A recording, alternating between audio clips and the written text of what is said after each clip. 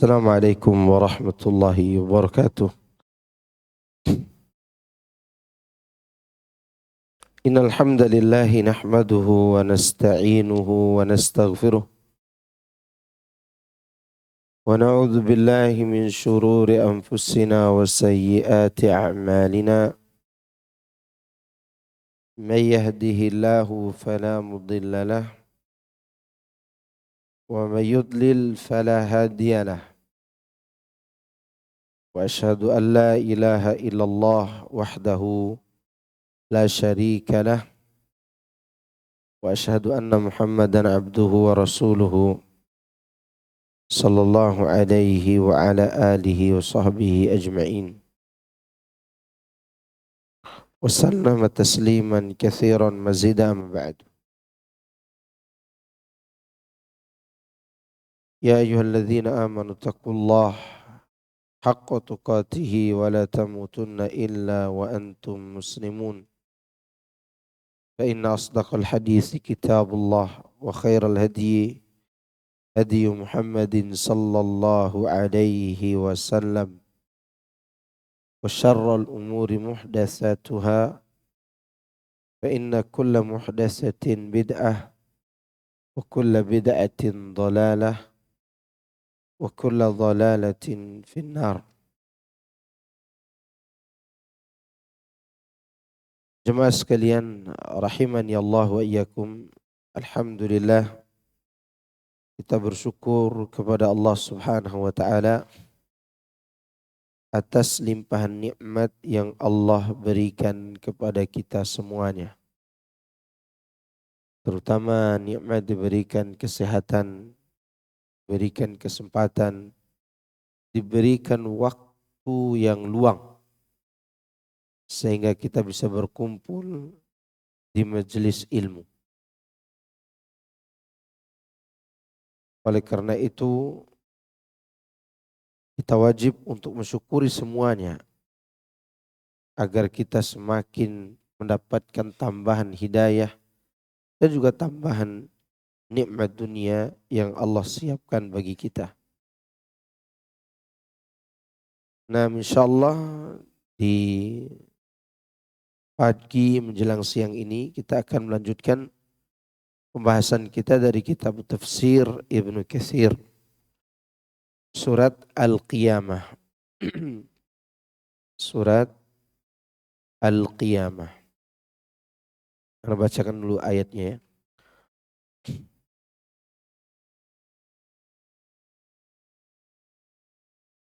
A'udzu billahi minasy syaithanir rajim. Bismillahirrahmanirrahim. La uqsimu biyaumil qiyamati wa la uqsimu bin nafsil lawwamah. Ayahsabul insanu an lan najma'a 'idhamah. Bala qadirina ala an nusawwiya bananah. Bal yuridul insanu liyafjura amamah. Yas'alu ayyana yawmul qiyamah. Fa'idha bariqal basar wa khasafal qamar wa jumi'ash syamsu wal qamar. Yaqulul insanu yawma idzin aynal mafar. Kalla la wazar ila rabbika yawma idzinil mustaqar. Yunabba'ul insanu yawma idzin bima qaddama wa akhar.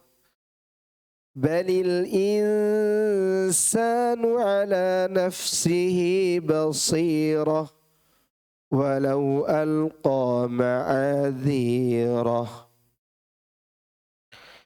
Kita ambil dulu sampai ayat 15. Artinya, aku bersumpah dengan hari kiamat. Dan aku bersumpah dengan jiwa yang amat menyesali dirinya sendiri. Apakah manusia mengira bahwa kami tidak akan mengumpulkan kembali tulang belulangnya? Bukan demikian. Sebenarnya kami kuasa menyusun kembali jari jemarinya dengan sempurna. Bahkan manusia itu hendak berbuat maksiat terus menerus. Dia bertanya, bilakah hari kiamat itu? Maka apabila mata terbelalak ketakutan, dan apabila bulan telah hilang cahayanya, dan matahari dan bulan dikumpulkan,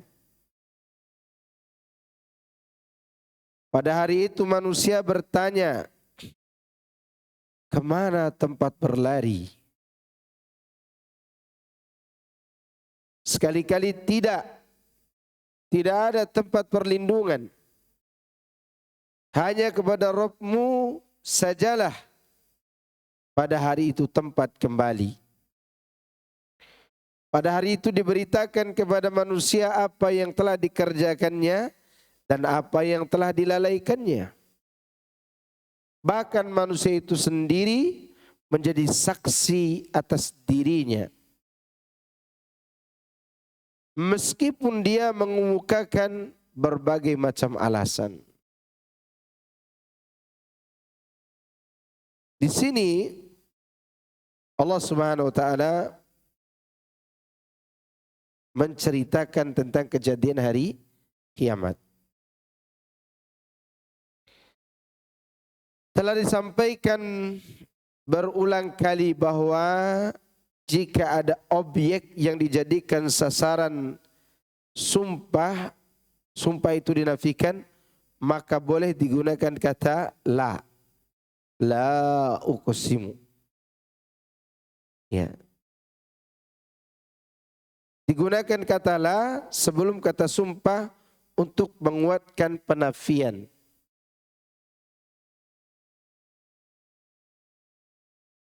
Dan yang menjadi objek sumpah di sini adalah penetapan hari kebangkitan dan bantahannya terhadap para hamba Allah yang tidak berpengetahuan, yang mengaku bahwa jasad-jasad ini tidak akan dibangkitkan. Jadi di sini Allah Subhanahu wa taala menggunakan kata la sebelum kata sumpah. Tujuannya untuk membantah keyakinan orang-orang musyrik, di mana keyakinan mereka manusia kalau sudah jadi tulang belulang tidak mungkin bangkit kembali.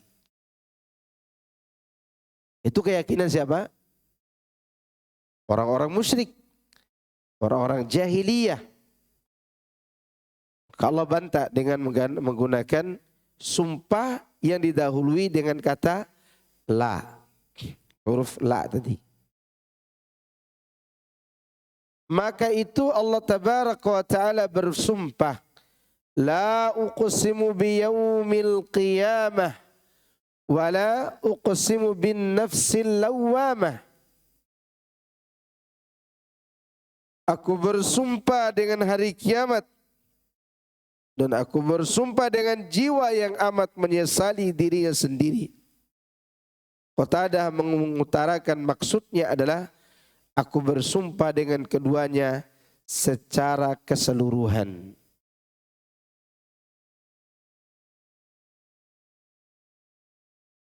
Adapun mengenai hari kiamat, maka kita semua sudah tahu bersama apa maksudnya, yaitu terjadinya kehancuran alam semesta, kemudian ada proses kebangkitan, kemudian ada proses berdiri di mahsyar dan seterusnya sampai surga dan neraka. Sedangkan an-nafsul lawwamah, maka Qurrah bin Khalid berkata dari Al-Hasan Al-Basri mengenai ayat ini, beliau mengatakan, sesungguhnya orang mukmin demi Allah kami tidak melihatnya melainkan dia mencela dirinya sendiri. Ya.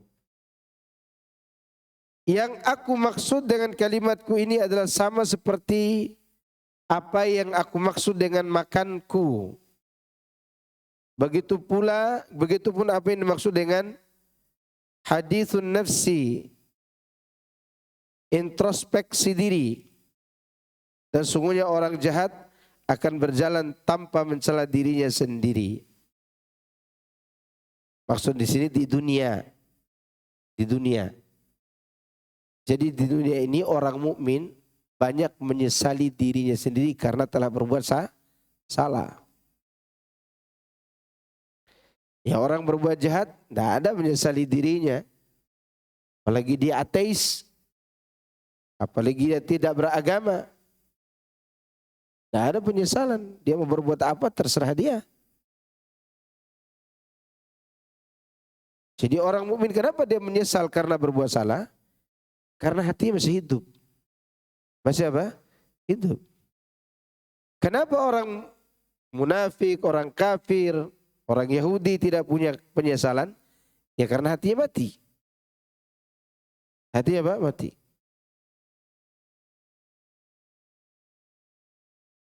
Ini mengenai penafsiran ayat ini menurut Hasan Al-Basri dan yang lainnya. Beliau juga mengatakan dalam perkataan yang lain tentang wala uqsimu bin nafsil lawwamah. Dia mengatakan tidak ada seorang pun dari penghuni langit dan bumi ini melainkan akan mencela dirinya sendiri pada hari kiamat. Kalau hari kiamat iya. Kalau hari kiamat mau yang mukmin maupun kafir sama-sama menyesali dirinya sendiri. Orang mukmin menyesal karena sedikit beramal. Orang kafir menyesal karena telah berbuat kekufuran.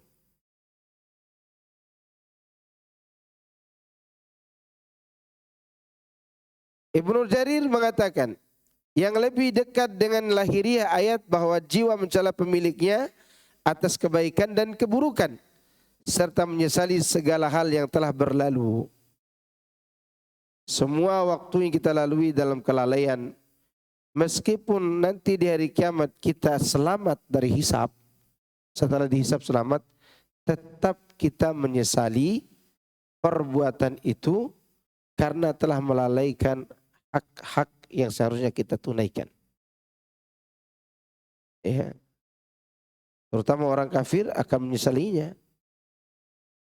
Nah, itu menunjukkan bahwa jiwa manusia ini terbagi menjadi 3 bagian. Sifat jiwa manusia ada 3. Pertama sifatnya mutmainnah, tenang. Kedua sifatnya selalu mengajak kepada keburukan. Ketiga antara keduanya yaitu menyesal. Itu apa? Menyesal. Jadi sedikit faedah saya tambahkan bahwa jiwa manusia memiliki 3 macam sifat. Pertama apa tadi? Mutmainnah. Allah mengatakan, ya ayyatuhan nafsul mutmainnah. Itu menunjukkan bahwa jiwa manusia ada yang mutmainnah. Dengan apa dia tenang? Dengan zikir, ibadah kepada Allah, melakukan amar ma'ruf nahi munkar, dengan belajar agama, baca Quran, melakukan hal-hal yang bermanfaat buat orang lain. Itu jiwanya tenang tuh. Ya. Maka ketika dia wafat dipanggil dengan ya ayyatuhan nafsut thayyibah. Wahai jiwa yang suci. Ketika dia menghadap Allah mau masuk surga, Allah katakan ya ayyatuhan nafsul mutmainnah irji'i ila rabbiki radiyatan mardiyah. Wadkhuli fi ibadi wadkhuli jannati. Jiwa kedua, jiwa yang selalu mengajak kepada keburukan. Itu terdapat dalam surat surat Yusuf ayat 53. Tadi surat apa tadi? Al-Fajr. Ayat-ayat terakhir. Jadi surat Yusuf ayat 53 Allah katakan, "Wa ma ubarri'u nafsi, innan nafsa la'ammaratun bisu' illa ma rahima rabbi." Aku tidak bisa menjaga nafsuku sendiri. Sesungguhnya nafsu itu selalu mengajak kepada keburukan. Kecuali yang dirahmati oleh Rabbku. Inna Rabbi ghafurur rahim. Sungguhnya Rabbku maha pengampun lagi maha penyayang. Surat Yusuf ayat 52. Jenis ketiga yaitu terdapat dalam surat Al-Qiyamah ayat kedua ini. Jiwa yang menyesal. Dan menyesal itu ada dua macam lagi. Menyesal di dunia untuk bertaubat, ini terpuji. Menyesal di akhirat ingin bertaubat kembali ke dunia, ini sia-sia dan tercela. Ya. Saya ulangi, yang ketiga jenis sifat jiwa itu apa? Menyesal. Dalilnya ini. Wala uqsimu bin nafsil lawwamah. Baik, ayat selanjutnya. Ayahsabul insanu allan najma'a idhamah.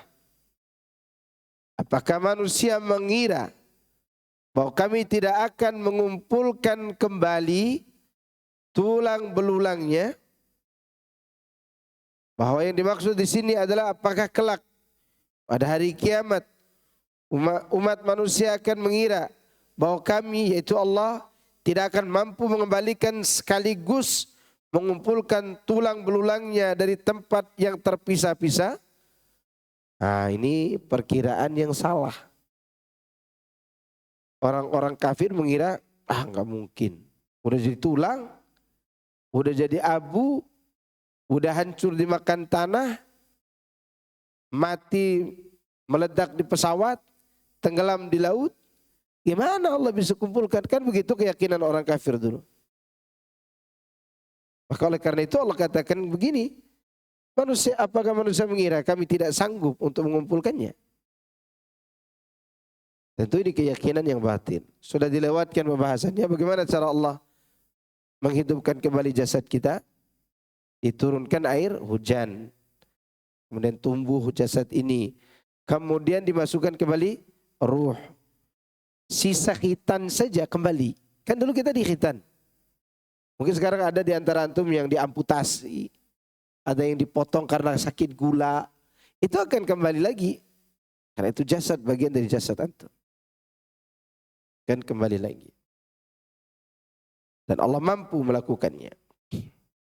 Lalu Allah katakan, bala qadirina ala an nusawwiya banana. Bukan seperti itu. Artinya bukan seperti yang mereka sangkakan. Bahkan sebenarnya kami kuasa menyusun kembali jari jemarinya dengan sempurna. Dan Allah sudah buktikan bagaimana di dunia ini Allah tampakkan kepada kita Dia mampu menghidupkan yang mati dengan air. Ya enggak? Rumput mati, tanaman mati di musim kemarau, begitu turun hujan langsung hijau semuanya. Ya, turun hujan apa? Hijau. Nah, itu Allah ingin membuktikan begitulah kejadian hari kiamat nanti. Itu kejadian dunia ini adalah sesuatu yang dapat dicerna oleh akal. Agar kita tahu bahwa Allah Maha Kuasa.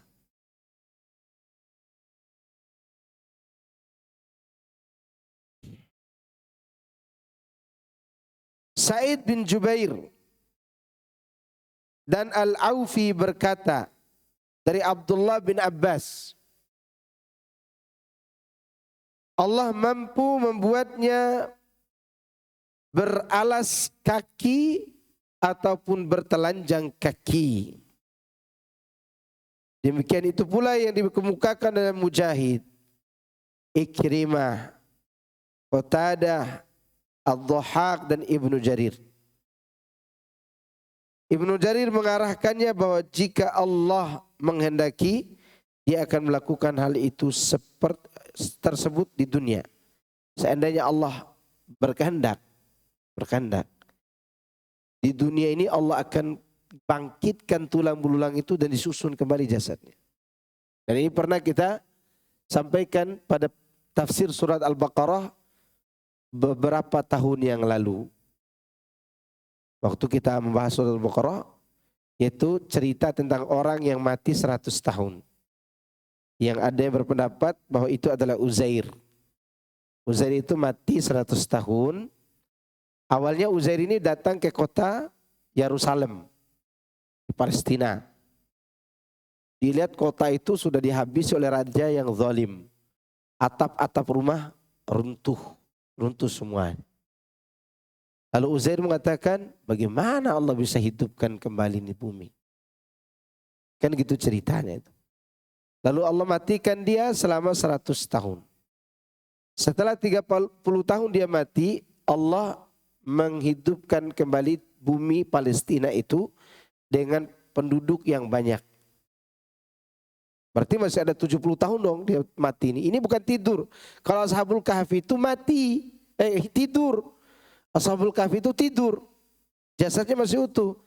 Ini mati, tulangnya udah enggak berdaging. Sama keledainya juga tidak berdaging lagi, tinggal tulang yang berserakan. Sebagian ulama mengatakan kejadian itu ketika Allah hidupkan kembali setelah 100 tahun, yang dihidupkan kembali adalah bola matanya. Supaya matanya itu melihat bagaimana Allah menyusun tubuhnya dari tulang-tulang yang berserakan tadi, disusun kembali, dibalut dengan dagingnya, dikasih darah, diberikan semua kebutuhan seperti manusia normal. Dan itu pernah terjadi. Makanya di sini disebutkan oleh Al-Imam Tabari, kalau Allah berkehendak, dia akan melakukan hal itu. Dan sudah terjadi. Maka Uzair ketika dia sudah sempurna tubuhnya, disuruh lihat lagi keledainya. Lihat bagaimana keledai itu bisa hidup, tulang belulangnya berdiri, kemudian hiduplah keledainya. Baru Uzair mengatakan Allah itu maha kuasa atas segala sesuatu. Lalu kemudian Uzair ini menghafal semua kitab Taurat yang asli tanpa membacanya. Nah, oleh Yahudi karena kejadian itu Uzair langsung diangkat sebagai anak Tuhan. Begitu kan cerita kenapa Uzair itu dijadikan anak Tuhan oleh Yahudi. Karena Yahudi yang menyembunyikan kitab itu, mereka yakin tidak ada kitab lain selain kitab yang mereka pegang. Tapi Uzair mampu menghafal semuanya. Setitik-titik dan komanya dihafal semua. Seperti yang Allah turunkan kepada Nabi Musa. Itu cerita Allah pernah memberdirikan tulang belulang yang telah berserakan. Lahiriah ayat menunjukkan bahwa Allah berfirman, qadirina adalah keadaan dari najma'u. Artinya, apakah manusia menyangka bahwa kami tidak akan mampu mengumpulkan tulang belulangnya? Ya sudah pasti. Artinya sudah pasti kami mampu. Niscaya kami mengumpulkannya sekaligus mampu untuk menyusun jari jemarinya. Lihat jari jemari kita ini, berapa ruas banyaknya. Ya, ini ada ruas-ruasnya. Dan Allah mampu membuat normal. Sekarang ada mungkin di antara kita ini yang jarinya cacat. Karena punya jari tengah ini cacat. Tidak bisa diginikan seperti ini. Dia hanya bisa karena di bagian sini pernah terputus anunya apa uratnya. Yang tengah ini tidak normal. Gak bisa kita nyusun kecuali kayak gini, kan? Tapi Allah mampu menyempurnakan kembali nanti. Itu baru terputus satu urat di sini, ya kan? Satu urat terputus ini kita tidak bisa kontrol dengan sempurna. Ini sempurna kan, masuk ke dalam. Yang ini tidak masuk. Tidak bisa, ini bukan dibuat-buat ini, memang tidak bisa. Nanti bukan begini bentuk tubuh kita ini, semuanya hancur. Uzair itu hancur. Disusun oleh Allah dengan sempurna. La ilaha illallah. Allahu akbar. Dan itu diingkari oleh orang-orang kafir. Subhanallah. Masya Allah. Dengan kata lain, kekuasaan kami mampu melakukan amal tadi, pengumpulan terhadapnya. Bahkan jika menghendaki, kami mampu membangkitkannya dengan menambahkan lebih dari apa yang ada padanya sebelumnya. Allah bisa membuat hidung kita yang pesek jadi mancung nanti. Bisa.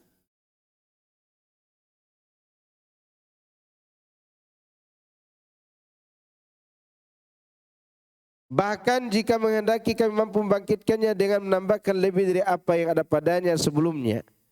Serta kami akan menjadikan ujung jemarinya sama rata. Nih kan tidak rata nih. Allah bisa ratakan semuanya. Ya. Itu makna ungkapan Ibnu Qutaibah dan Az-Zujaj. Kemudian bal yuridul insan liyafjura amamah. Bahkan manusia itu hendak berbuat maksiat terus menerus. Said mengatakan dari Ibnu Abbas, berjalan terus. Sedangkan Al-Aufi mengutarakan dari Ibnu Abbas, maksudnya adalah angan-angan. Ini manusia panjang angan-angan. Manusia berkata, aku akan melakukan ini kemudian bertaubat sebelum hari kiamat. Jadi apa yang ada dalam pikiran manusia itu sudah Allah tahu. Karena ada sebagian orang mengatakan nanti aja deh taubat, belum waktunya. Itu di antara makna bal yuridul insan liyafjura amama. Kapan taubat ente? Nanti setelah tua. Begitu udah tua kapan? Nanti menjelang pikun. Begitu udah pikun, dia lagi main-mainan anak-anak. Gimana mau taubat? Jadi orang yang menunda taubat itu dimaksud oleh ayat ini menurut sebagian ahli ilmu. Apakah pelaku dosa tidak tahu dia berdosa? Tahu. Pelaku riba itu tahu rentenir? Rentenir. Sebagian rentenir itu mengatakan, dah sekarang kita bank keliling dulu. Nanti kalau sudah banyak modal kita baru taubat. Ini model yang disebutkan oleh Allah di sini. Bal yuridul insan liyafjura amamah. Bahkan sebagian orang yang bekerja di bank itu sudah mengerti tentang haramnya apa? Riba. Orang yang koruptor itu mengerti bahwa itu adalah haram. Mau agama kafir pun dia ngerti kalau itu tidak boleh. Namun apa yang ada di benak mereka? Nanti aja taubatnya. Kumpulin dulu harta yang banyak, baru taubat. Kita udah aman kan? Kata. Para penjahat juga demikian. Ini angan-angan yang dimiliki oleh mereka. Menurut Ali bin Tolha, dia menceritakan dari Ibnu Abbas, yang dimaksud dengan ayat bal yuridul insan liyafjura amamah, yaitu orang kafir yang mendustakan hari perhitungan. Ya, demikian pula pendapat Ibnu Zaid. Inilah pengertian yang lebih jelas. Ya, orang kalau sudah mengingkari hari perhitungan, ya dia akan bebas berbuat dong. Apa aja dia akan berbuat. Kenapa? Gak ada hari kiamat. Gak ada yang akan dihisap. Ya enggak? Maka apa saja akan dia lakukan dari dosa. Oleh karena itu orang yang selamat pada hari kiamat nanti, apa alasannya kenapa dia selamat? Padahal dulu pernah berbuat dosa, akhirnya dia bertobat. Alasannya karena dia yakin dengan hari kiamat. Nah, yang tidak yakin dengan hari hisab ini, bahayanya adalah mereka tidak akan pernah berhenti dari maksiat. Allah katakan tentang orang yang selamat setelah dihisab. Ha umuqra'u kitabiyah, inni dhanantu anni mulakin hisabiyah. Dia orang ini katakan, aku selamat karena aku yakin akan diriku akan dihisab pada hari ini. Berarti dia akan semangat berbuat kebaikan. Sedangkan mereka yang tidak selamat, apa kata Allah? Wa amma man utiya kitabahu bisyimali fayaqulu ya laitani lam uta kitabiyah wa lam adri ma hisabiyah. Perhatikan.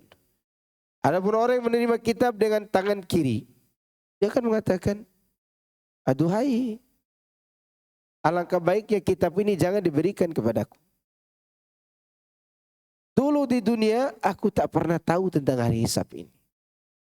Kalimat tidak pernah tahu, dia tidak yakin ada hari kiamat.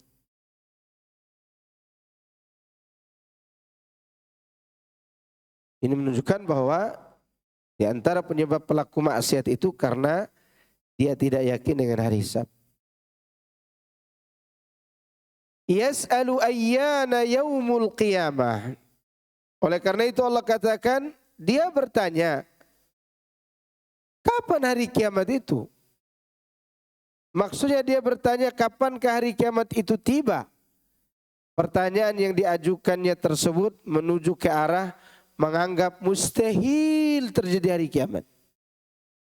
Dan juga mendustakan keberadaannya. Dia memustahilkan, mendustakan keberadaan apa? Hari kiamat.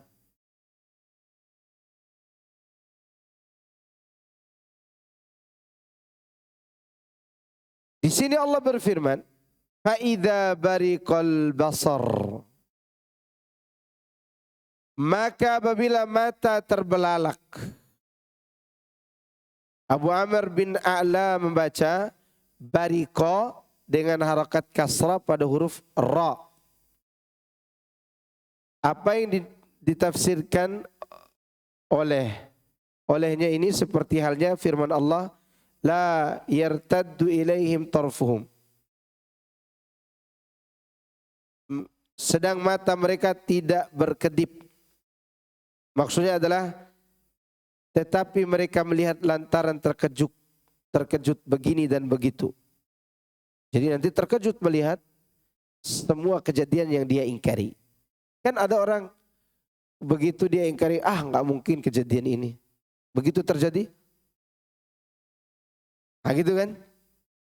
Semua yang buat orang terkejut yang sebelumnya dia mengatakan ini mustahil, pasti itu kan. Apalagi ibu-ibu, nggak ada orang jualan begini begitu di media sosial, begitu lihat di Shopee, iya, ya kan, ditatapnya terus tuh. Ya. Takjub, apalagi ini kejadian hari kiamat yang diingkarinya, maka mata akan terus terbelalak, tidak berkedip dia lihat kejadian itu. Di luar dugaan dia, di luar persangkaan dia, ternyata selama apa yang dia ingkari selama ini terjadi. Maka itu makna faidza bariqal basar.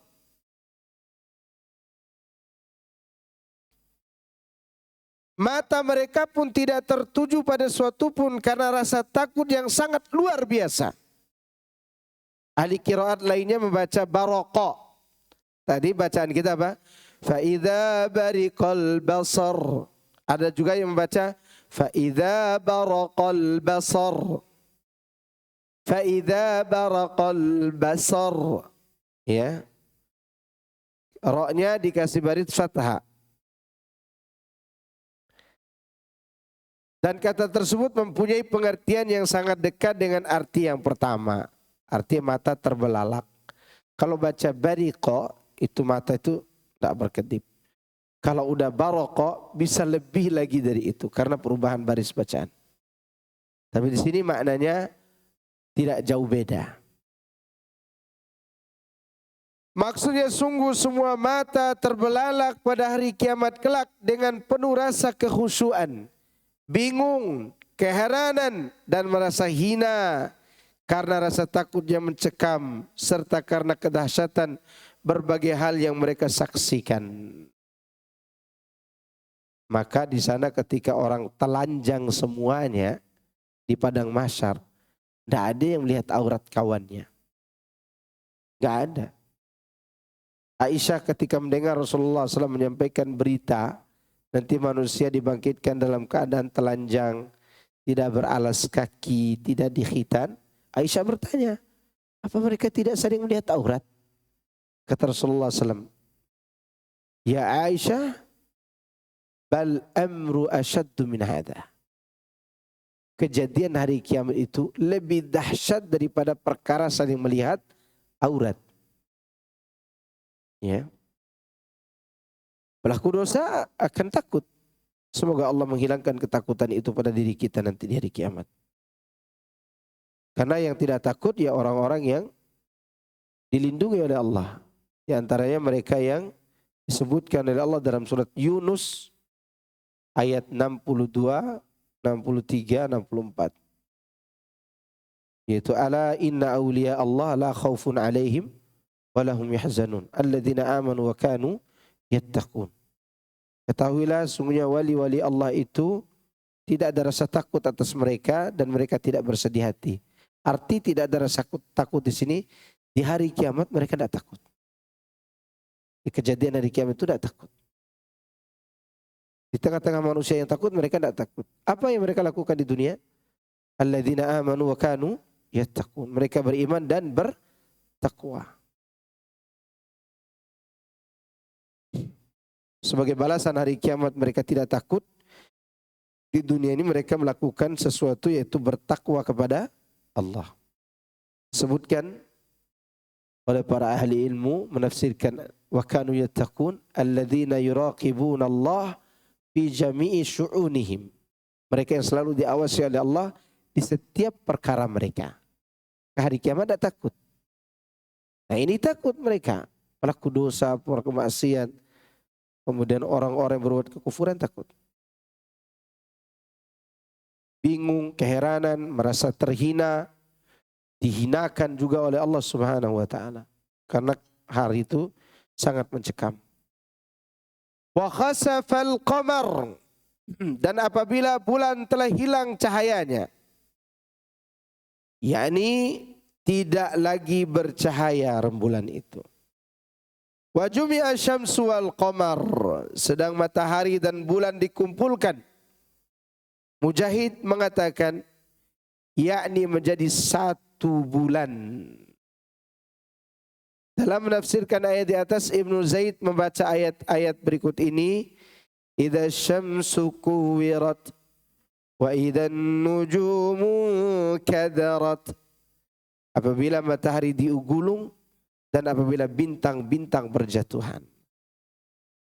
Digulung menurut ahli penelitian bahwa antara langit, antara bumi ini dengan matahari itu ada selaput yang menghalangi cahaya matahari itu langsung menyebar di bumi.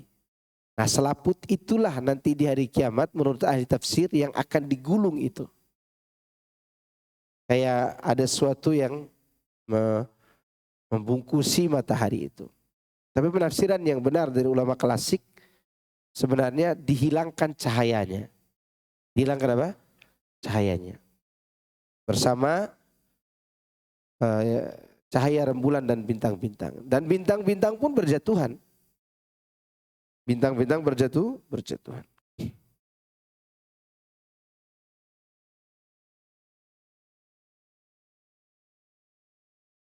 Yaqulul insanu yawma idzin ainal mafar.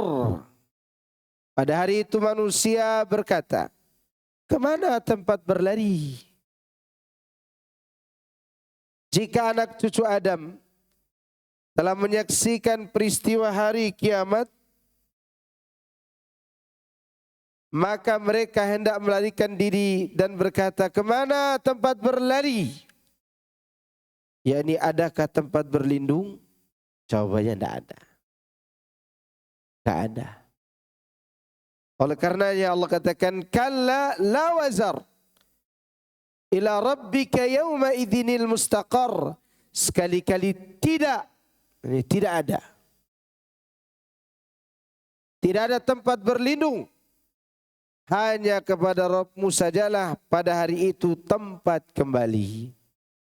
Wa anna ila rabbikal muntaha. Dan hanya kepada Allah tempat berakhir segala sesuatu.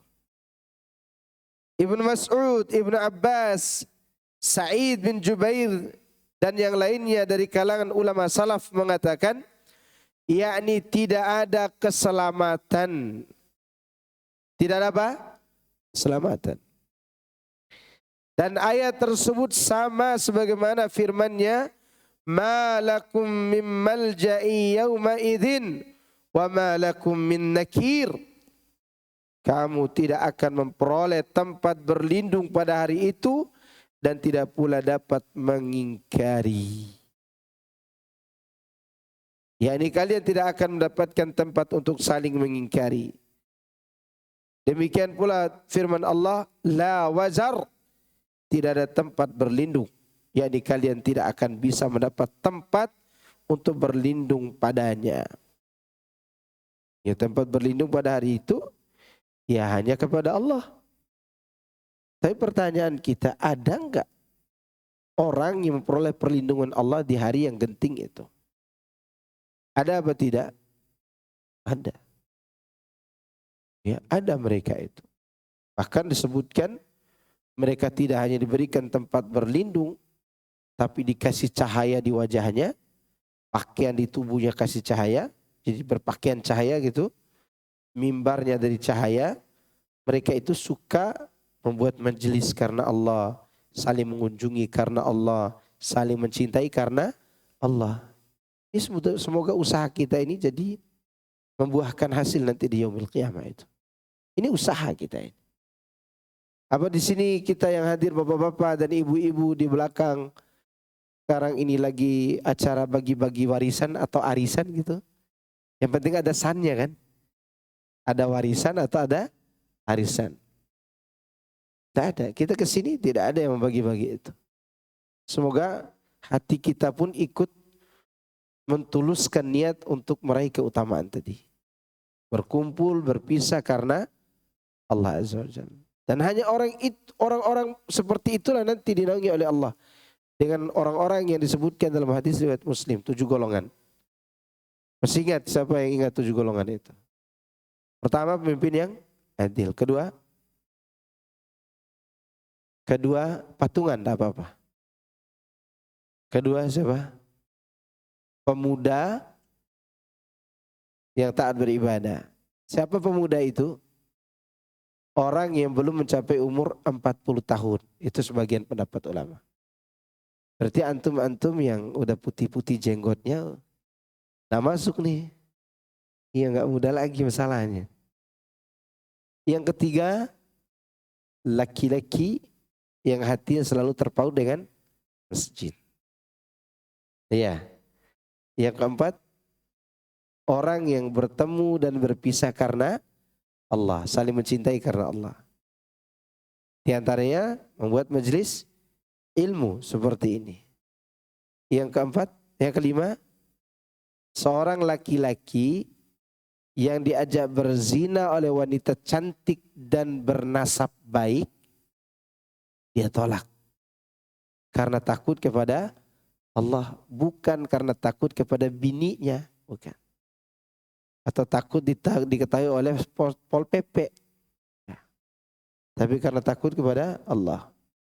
Termasuk tidak mau berbicara mesraan dengan lain pasangan halal di media, di telepon. Atau ada WA yang melenceng, hapus. Dan beritahukan ini tidak nyaman. Jangan dinyaman-nyamanin. Nanti kalau sudah nyaman terus nyaman, habislah hati kita. Oleh karena itu dihapus, dihilangkan. Kenapa? Karena kita harus takut kepada Allah Azza wa Jalla. Yang keenam apa? Orang yang selalu berzikir kepada Allah dalam keadaan sendiri dan menangis karena takut. Yang ketujuh, bersedekah. Dia sembunyikan sedekahnya sampai tangan kiri nggak tahu apa yang dikeluarkan oleh tangan kanannya. Ya. Saking dia ikhlasnya. Bukan berarti yang nampak tidak ikhlas ya.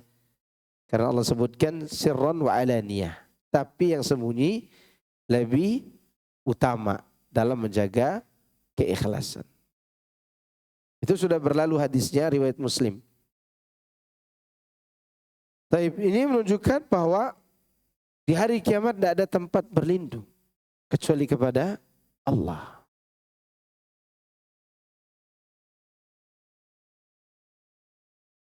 Yani kalian tidak akan bisa mendapatkan tempat untuk berlindung padanya. Oleh karena itu Allah berfirman, ila rabbika yawma idzil mustaqar, hanya kepada dia tempat kembali. Yunabba'ul insanu yawma idzin bima qaddama wa akhar. Pada hari itu akan diberitakan kepada manusia apa yang dikerjakannya dan apa yang dilalaikannya. Maksudnya adalah Allah memberitahukan seluruh amal perbuatannya.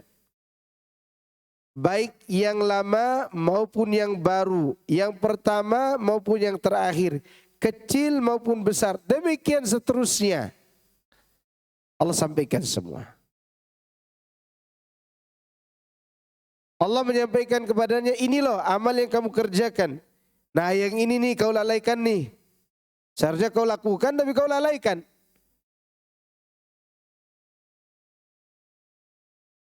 Dan dia berfirman, balil insanu ala nafsihi basirah. Bahkan manusia itu bisa menjadi saksi atas dirinya sendiri, atas kelalaiannya.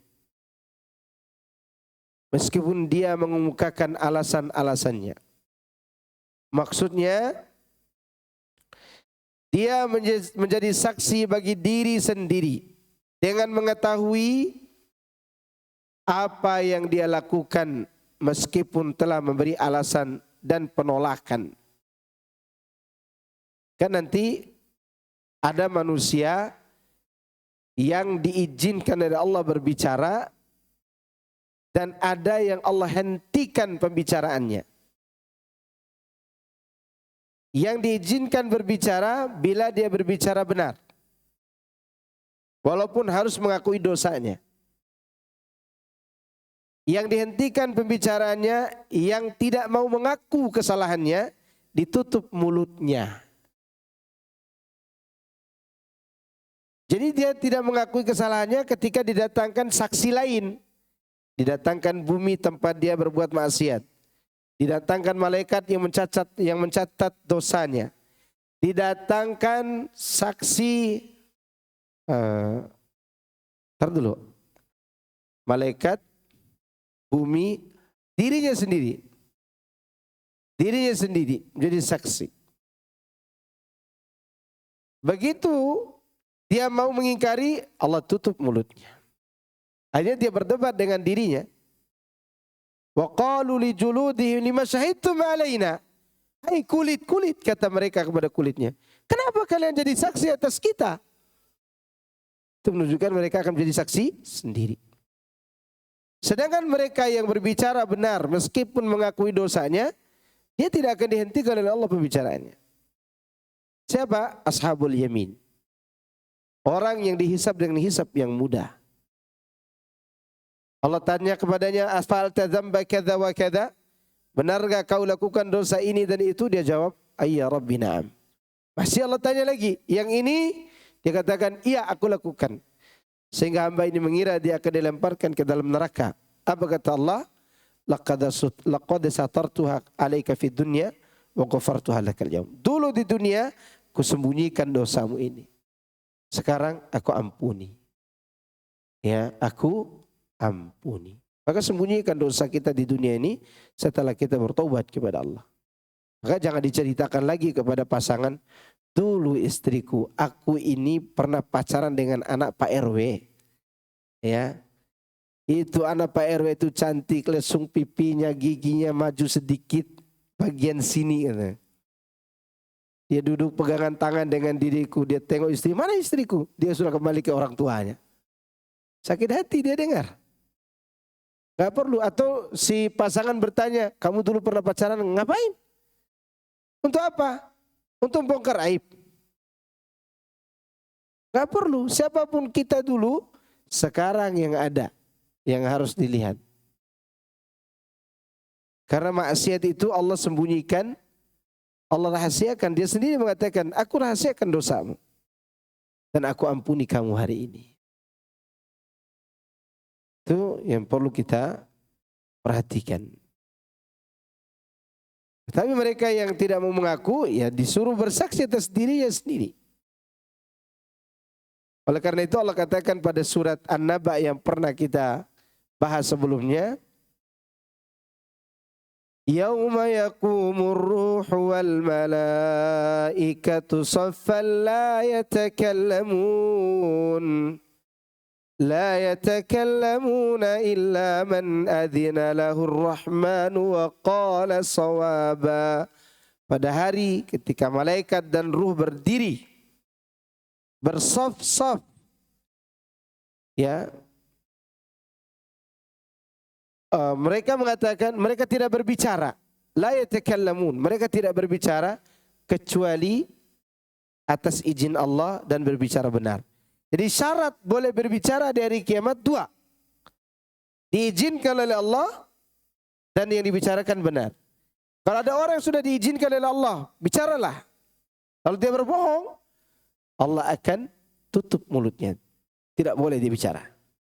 Kalau Allah tanya dosa kamu ini dan itu, dia bicara, maka dia akan terus berbicara.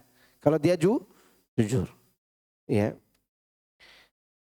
Dan itu keadaan yang sangat genting, sangat membuat hati berdebar-debar. Aku ditanya dosa oleh penguasa langit dan bumi. Tak bisa aku membohongi dirinya, bahkan diriku sendiri. Begitu ditanya kepada orang mukmin yang melakukan dosa kemudian dia bertobat, dia mengakui semuanya. Kata Abu Hurairah, setelah dia mengakui semua lembaran dosa itu, baru Allah hapus dosanya dan ganti dengan kebaikan.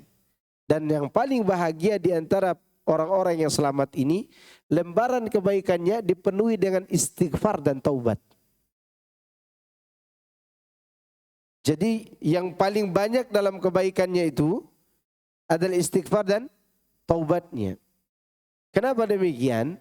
Karena dia tahu di dunia ini tidak bisa lepas dari dosa kita. Maka harus selalu dengan apa? Bertaubat dan beristighfar kepada Allah Azza wa Jalla.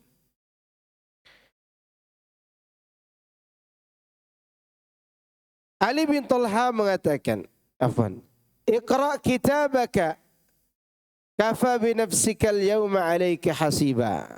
Ketika dia menolak, Allah menyuruh, bacalah kitabmu, cukuplah dirimu sendiri pada waktu ini sebagai penghisap terhadap dirimu kalau dia jujur. Masalahnya dia tidak jujur. Ali bin Talha mengatakan dari Ibnu Abbas, dia mengatakan yakni pendengaran, pandangan, kedua tangan, kedua kaki dan juga seluruh anggota tubuh semuanya akan menjadi saksi. Iya, dan nanti saling debat tuh antara si diri sendiri dan anggota tubuhnya. Anggota tubuh kita yang paling besar perannya dalam menjerumuskan kita dalam pilihan-pilihan negatif atau juga yang memberikan kita pilihan positif apa? Oke, lisan termasuk, hati juga termasuk, tapi hati bukan yang mengeksekusi. Nafsu itu sumber yang nantinya ada yang menentukan. Kayak gini nih, kasus Sambo nih, maaf ya saya singgung. Dia eksekusi dan tidak mati, eksekusi mati dan tidaknya. Di mana ujungnya? Di Mahkamah Konstitusi tertinggi. Dalam diri kita ini ada yang memang hati yang mengendalikan. Hati menyuruh kita ke sana, kemari. Atas pengaruh jiwa kita yang jahat. Tapi untuk menentukan pilihan apakah akan dieksekusi atau tidak, ada satu yang Allah ciptakan dalam diri kita. Nasiyatin kadhibatin khati'ah. Di mana dia nasiyatin kadhibatin khati'ah? Di dalam otak kita, dalam pikiran kita, dalam kepala kita. Dan itu akan diazab oleh Allah. Kenapa? Karena ini nih yang menjadi penentu. Kan semua orang pasti punya keinginan berbuat maksiat, ya enggak? Enggak mungkin. Orang yang datang dengan tabiat ingin berbuat buruk ini terbebas dari pikiran maksiat. Tapi nanti yang berikan pilihan dilakukan atau tidak, itu adalah ubun-ubun kepala kita. Maka Nabi SAW berdoa dalam doa tentang doa kegalauan, dia masukkan juga tuh ubun-ubun kepala itu. Apa kata Nabi? Allahumma inni abduk, ibnu amatik, ibnu abdika, ibnu amatik, nasiyati biyadika, madin fiyya hukmuka, adlun fiyya qada'uka. Allahumma inni as'aluka bi kulli ismin huwa lak, sammaita bihi nafsak, ila akhir doa. Kata Nabi SAW, ya Allah, aku hambamu. Aku anak hamba laki-laki dan hamba perempuanmu. Ubun-ubunku berada di tanganmu. Dan ini akan disiksa. Karena dia yang memberikan apa? Pilihan. Untuk mengeksekusi atau tidak. Maka oleh karena itu Allah katakan nasiyatin kadhibatin khati'ah. Inilah manusia. Maka ketika itu dia pun menjadi saksi atas dirinya sendiri. Karena dia memilih berbuat keburukan. Tapi kita lanjut ayat selanjutnya. Masih ada waktu. Semoga ini cukup waktunya. Kita ambil lagi sampai ayat 23. A'udzu billahi minasy syaithanir rajim. La tuharrik bihi lisanaka lita'jala bihi. Inna 'alaina jam'ahu wa qur'anah. Fa idza qara'nahu fattabi' qur'anah. ثم إن علينا بيانه كلا بل تحبون العاجلة وتذرون الآخرة وجوه يومئذ ناظرة إلى ربها ناظرة ووجوه يومئذ باسرة تظن أن يفعل بها فاقرة. Kita sampai ayat 25 ya. Janganlah kamu gerakkan lidahmu untuk membaca Al-Quran karena hendak cepat-cepat menguasainya. Sesungguhnya atas tanggungan kamilah mengumpulkan Al-Quran itu di dadamu dan membuatmu pandai membacanya. Apabila kami telah selesai membacakannya, maka ikutilah bacaan itu. Kemudian sesungguhnya atas tanggungan kamilah penjelasannya. Sekali-kali janganlah demikian.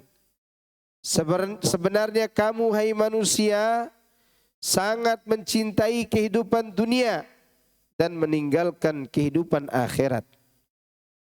Wajah-wajah orang mukmin pada hari kiamat itu berseri-seri, karena kepada Rabb-Nya lah mereka melihat.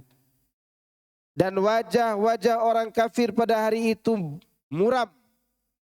Mereka yakin bahwa akan ditimpakan kepada mereka malapetaka yang amat dahsyat. Ini merupakan penjelasan dari Allah bagi Muhammad sallallahu alaihi wasallam mengenai cara menerima wahyu dari malaikat, di mana beliau akan segera mengambilnya dan mendahului malaikat dalam membacanya. Maka Allah memerintahkannya, jika malaikat mendatanginya dengan membawa wahyu, hingga hendaklah dia mendengarkannya dulu. Dan Allah menjamin untuk mengumpulkannya dalam hatinya serta menjadikannya mudah melaksanakan hal itu sesuai dengan apa yang disampaikan kepadanya, serta memberikan penjelasan, penafsiran dan keterangan padanya. Ini menurut penafsiran sebagian ahli tafsir. Maksud ayat ini, hai Muhammad, tidak usah tergesa-gesa untuk mengetahui, untuk mempelajari Al-Quran itu, untuk menghafal dan seterusnya. Ini makna yang terkandung dalam ayat ini. Berarti kalau kembali pada makna ini, tidak ada salahnya membaca Quran dengan cepat kalau sudah mahir. Paham enggak? Kalau sudah bisa baca, tidak ada salahnya baca dengan apa? Cepat. Misalnya jadi imam tarawih nih. Allahu Akbar. Bismillahirrahmanirrahim. Alhamdulillahi Rabbil Alamin. Ar-Rahmanir Rahim. Maliki Yaumiddin. Iyyaka na'budu wa iyyaka nasta'in. Itu tidak terlarang oleh ayat ini. Kenapa? Karena bacanya walaupun agak cepat, tapi tajwidnya tetap benar. Yang terlarang di sini belum bisa apa-apa, tergesa-gesa ingin bisa. Ya. Gak sabaran. Kayak bapak-bapak yang belajar privat dengan ustadz masih muda, lebih tidak sabar muridnya daripada ustadznya. Ya. Karena Quran itu harus dipelajari dengan sabar. Sabar. Saya pernah ngomong begitu kepada seorang bapak-bapak yang huruf hijaiyah pun dia tak hafal. Alhamdulillah sekarang kemungkinan dia udah jadi imam di musola di Bekasi atau di masjid kampung di Bekasi. Ya, dia belajar sama anak itu setiap hari Selasa. Bapak umur udah kayak umur sebagian antum-antum ini. Jadi lidah Jawanya itu itu deh susah sekali dirubah. Lama dia belajar. Mulai dia belajar abata mana? Belajar. Waktu itu anak masih aktif di Puspitek. Dan dia minta selain belajar yang umum, dia minta dikhususkan lagi di ruangan dia sendiri. Saya katakan, Pak, baru kita istiqomah ini, jangan tergesa-gesa mau pintar. Tapi nikmati pahala dalam pelajaran ini. Bapak salah baca pulang dari sini, salah nih baca. Bapak dapat pahala 2. Karena ada usaha belajar. Gitu. Jangan takut. Nah, yang salah itu sudah tahu, tidak tahu, nggak mau belajar, itu masalahnya. Sudahnya tidak mau belajar, maunya cepat pintar. Nabi SAW menerima wahyu dari Jibril alaihissalam, dilarang oleh Allah untuk itu. Nah itu makna yang pertama ini. La tuharrik bihi lisanaka lita'jala bihi. Dengan demikian proses pertamanya yaitu pengumpulan wahyu dalam dada Nabi SAW. Dan proses kedua adalah pembacaannya. Jangan langsung dibaca, dikumpulkan dulu kepada beliau. Kemudian proses ketiga adalah penafsiran sekaligus penjelasan maknanya. Jadi ada tahapan. Tahapan dulu. Waktu itu Rasulullah hendak cepat-cepat menguasai Al-Quran. Seperti firman Allah dalam ayat yang lain, "Wala ta'jal bil Qur'an min qabli an yuqdha ilaika wahyu. Wa qur rabbi zidni ilma." Ini solusinya, minta kepada Allah. Dan janganlah kamu tergesa-gesa membaca Al-Quran sebelum disempurnakan perwahyuannya kepadamu. Dan katakanlah, ya Rabbku, tambahkanlah kepadaku ilmu pengetahuan. Nah, itu dia. Jangan tergesa-gesa kita ini. Sebagaimana Nabi SAW tidak boleh tergesa-gesa membaca Quran itu sebelum sempurna diwahyukan kepada beliau. Inna alaina jam'ahu. Sungguhnya atas tanggungan kamilah mengumpulkannya.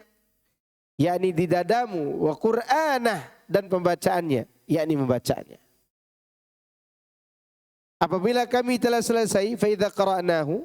Apabila kami telah selesai membaca. Maka ikutilah. Artinya dengarkan dulu.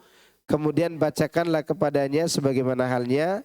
Malaikat tersebut telah membacakannya kepadamu. Jadi disuruh dengar dulu. Makanya cara mengajarkan Quran itu talqin. Talaki. Apa? Talaki. Sama guru. Orang kalaupun tahu abatasa jimhah itu, ya belum tentu juga bisa tepat di dalam menggabungkan huruf-huruf Quran. Saya pernah mendengar seorang ustadz, mungkin dia setorannya itu tidak kepada guru. Yang baca ayat dalam surah Rum, ayat yang tulisannya mirip dengan alamin, tapi di situ dibaca alimin. Nah, ustadznya baca alamin. Biasanya itu dia hafal, tidak ditasmi', tidak didengar oleh yang memperhatikannya. Dia hafal Qurannya, biasanya hafal sendiri. Itu ayatnya berbunyi begini. وَمِنْ خَلْقِهِ خَلْقُ السَّمَاوَاتِ وَالْأَرْضِ وَاخْتِلَافُ اللَّيْلِ وَاخْتِلَافُ أَلْسِنَتِكُمْ وَأَلْوَانِكُمْ إِنَّ فِي ذَلِكَ لَآيَاتٍ لِلْعَالِمِينَ.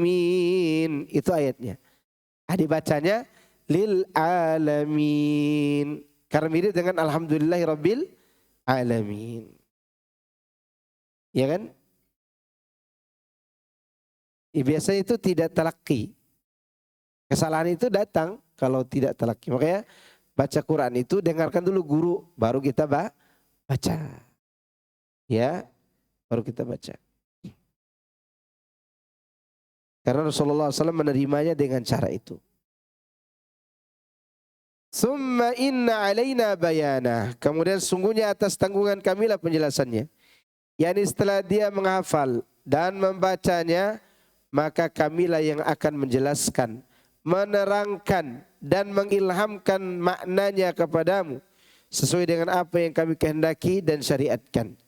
Imam Ahmad menukilkan dari Ibnu Abbas bahwa dia bertutur Rasulullah sallallahu alaihi wasallam berusaha menghilangkan rasa gemetar beliau akibat turunnya wahyu dengan menggerakkan kedua bibirnya. Dia bercerita, Ibnu Abbas mengatakan, aku menggerakkan kedua bibirku sebagaimana Rasulullah SAW menggerakkan kedua bibir beliau. Sedangkan Sa'id berkata kepadaku, aku menggerakkan kedua bibirku sebagaimana aku melihat Ibnu Abbas menggerakkan kedua bibirnya. Ini hadis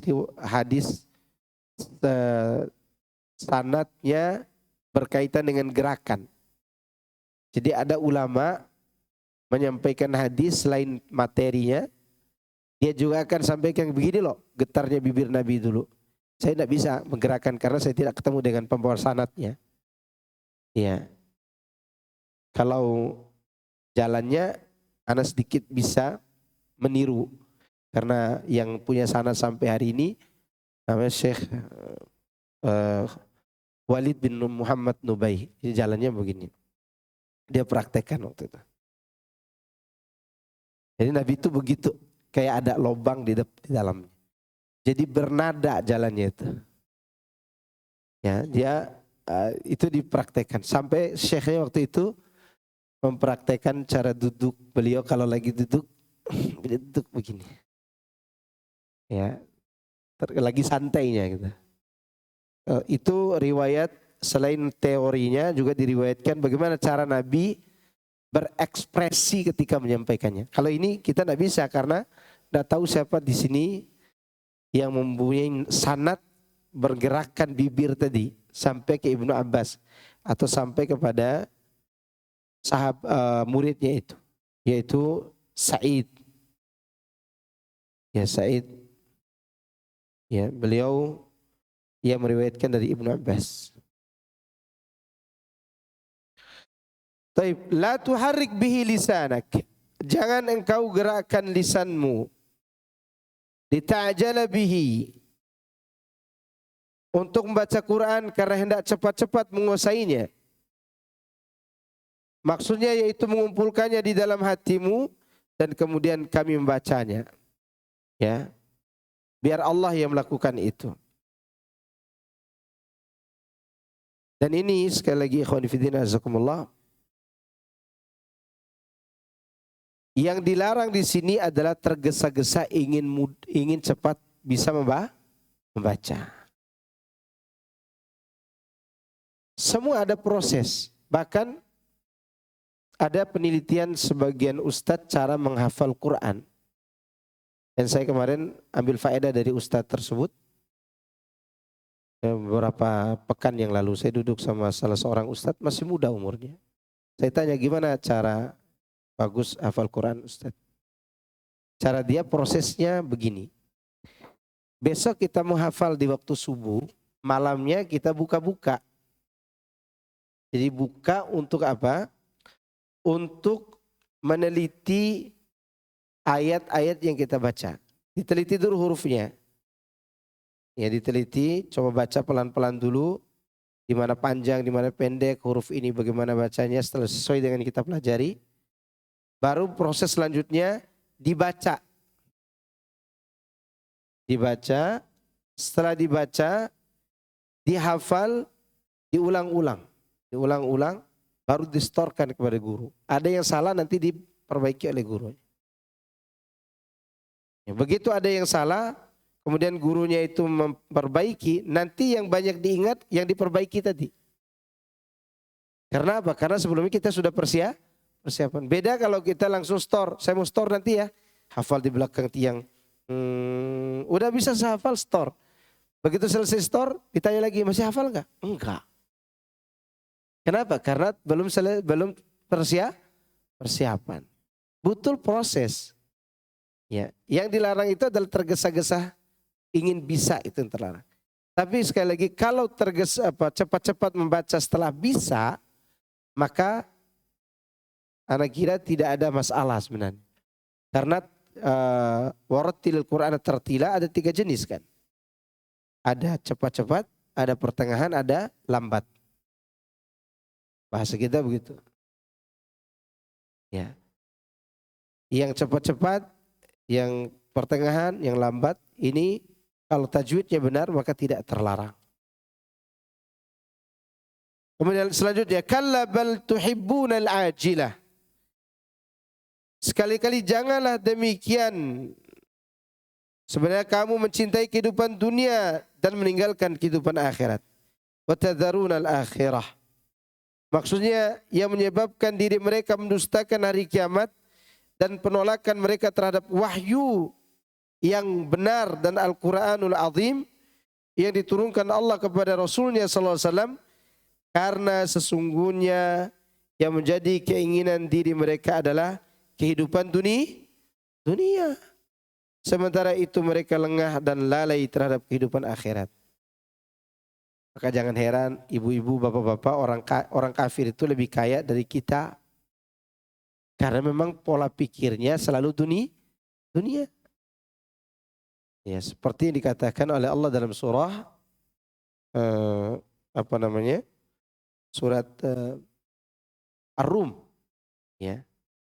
Dalam surat Rum Allah katakan bahwa manusia itu ya'lamuna dhahiran minal hayati dunia. Orang kafir itu sangat paham tentang kehidupan dunia. Sangat mengerti tentang kehidupan dunia. Wa hum 'anil akhirati hum ghafilun. Mereka itu lalai dari kehidupan akhirat. Kemudian Allah menceritakan kebahagiaan orang-orang yang beriman. Wujuhu yawma idzin nadhirah. Pada hari itu orang-orang yang beriman, wajah-wajah orang beriman berseri-seri. Kenapa?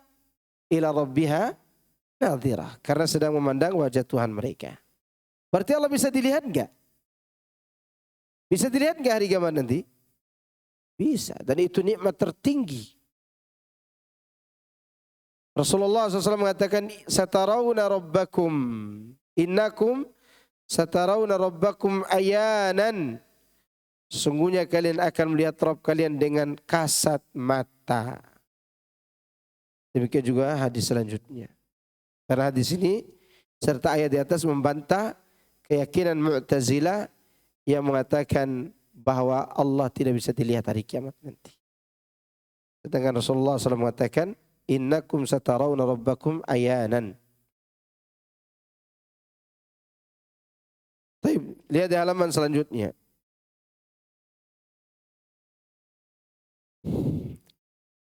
Disebutkan riwayat tentang orang-orang yang melihat wajah Allah nanti di hari kiamat. Jannatani min dhahab aniyatuhuma wa ma fihima. Wa jannatani min fiddatin aniyatuhuma wa ma fihima.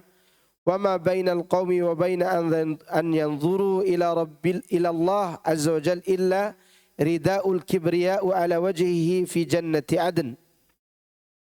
Ada dua surga yang bejana serta semua isinya terbuat dari emas. Dan ada dua surga yang bejana dan semua isinya terbuat dari perak. Tidaklah terdapat tirai antara suatu kaum dengan penglihatan mereka kepada Allah, melainkan terdapat selendang kebesaran pada wajahnya di surga Aden. Dalam riwayat yang diriwayatkan Imam Muslim dari Suhaib, Nabi SAW bersabda, "Idza dakhala ahlul jannatil jannah, thumma yaqulu Allah, turiduna syai'an azidakum, fa yaqulun alam tubayyid wujuhana, alam tudkhilnal jannata, alam tunjina minan nar, qala fayakshiful hijaba, fama u'tu syai'an ahabba ilaihi minan nazar ila rabbihim wa hiya ziyadah." Jika para penghuni surga memasuki surga, beliau bersabda, Allah Azza wa Jalla berfirman, apakah kalian mau aku berikan tambahan sesuatu? Dan mereka pun menanggapinya dengan mengatakan, ya Rabb kami, bukankah engkau telah membuat wajah kami berwarna putih? Bukankah engkau telah memasukkan kami ke dalam surga, menyelamatkan kami dari api neraka? Allah pun mengatakan, Rasulullah SAW bersabda, maka Allah pun menyingkap hijab. Mereka tidak diberi sesuatu yang lebih mereka sukai daripada melihat Rabb mereka secara langsung. Ya, demikian itulah tambahannya. Tambahan terbesar di dunia seorang bisa, di akhirat adalah seorang bisa melihat wajah Allah. Itu yang dimaksud dalam firman Allah, lilladzina ahsanu al-husna wa ziyadah. Oh, bagi orang-orang yang berbuat baik ada pahala surga dan tambahannya. Tambahan itu adalah melihat wajah Allah Azza wa Jalla. Juga diriwayatkan dalam riwayat Imam Muslim, innallaha yatajalla lil mu'minina yadhaku. Sesungguhnya Allah akan memperlihatkan diri kepada orang-orang mukmin dalam keadaan Allah itu tertawa. Ya. Gimana tertawa Allah? Enggak tahu kita. Kalau mau tahu, perbaiki dulu iman sekarang. Kita bertemu dengannya di surga nanti. Semoga kita bisa bertemu dengan Allah. Ya.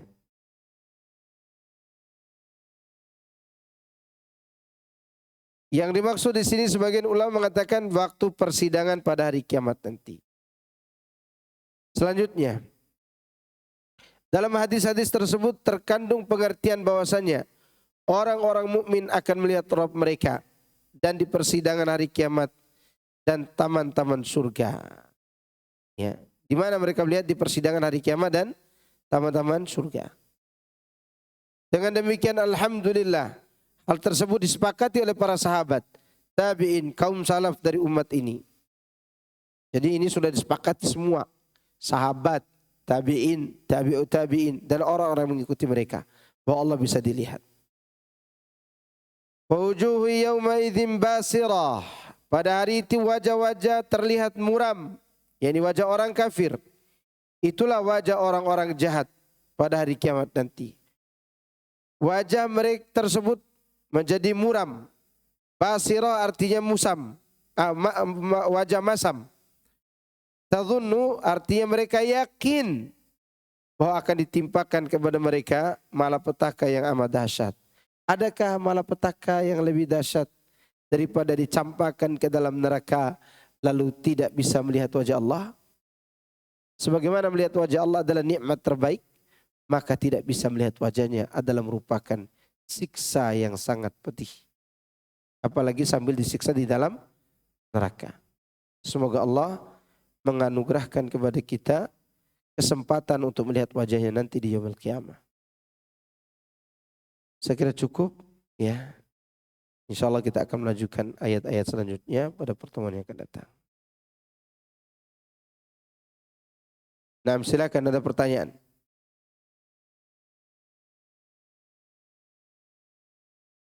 Ada yang mau bertanya?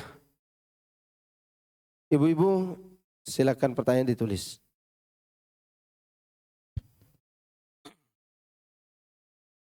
Izin bertanya Ustaz.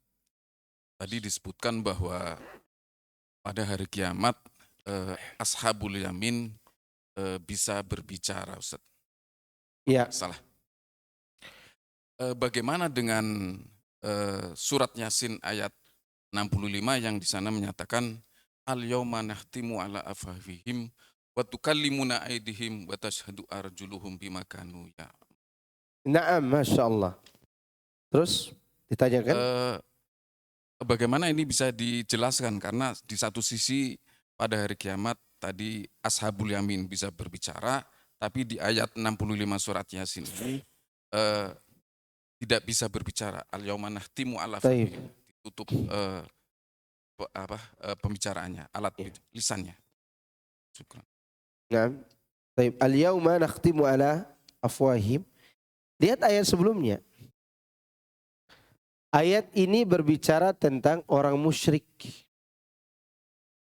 Orang yang menyembah selain Allah. Mereka ingin mengingkari perbuatan kufur mereka selama ini. Dengan mendustakan para saksi, entah malaikat, entah itu tanah tempat mereka berbuat maksiat. Lalu mereka ingin ingkari, Allah tutuplah mulut mereka. Dan yang berbicara adalah seluruh anggota tubuh. Itu yang dimaksud, balil insanu ala nafsihi basirah. Itu yang dimaksud. Tapi orang yang disebut ashabul yamin tadi, mereka bukan orang kafir. Tapi orang beriman yang di dunia ini perjalanan keagamaannya itu iktisad. Iktisad itu muktasid, pertengahan antara orang yang tidak dihisab dan tidak diadab dan orang Islam yang menzalimi diri. Di antaranya ada golongan muktasid. Kewajiban mereka laksanakan, kemudian yang haram mereka jauhi, tapi tidak sedikit yang sunnah mereka lalaikan. Mungkin sibuk kerja, sibuk ini, tapi mereka tidak lalai dari kewajiban. Kalau melakukan dosa selalu bertobat, beristighfar, bertobat, beristighfar.